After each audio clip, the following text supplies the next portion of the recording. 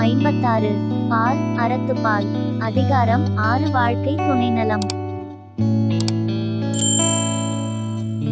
தற்காத்து தற்கொண்டாட் பேணி தகைச்சான்ற சொற்காத்து சோர்விலாள் பெண்.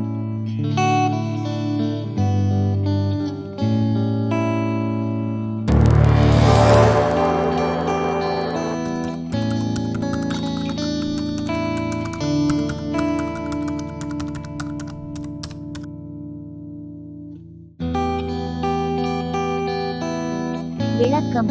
கற்பு நெறியில் தன்னையும் காத்துக்கொண்டு தன்கணவனையும் காப்பாற்றி தகுதியமைந்த புகழையும் காத்து உறுதி தளராமல் வாழ்கின்றவளே பெண். நன்றி. தமிழ் வாழ்க.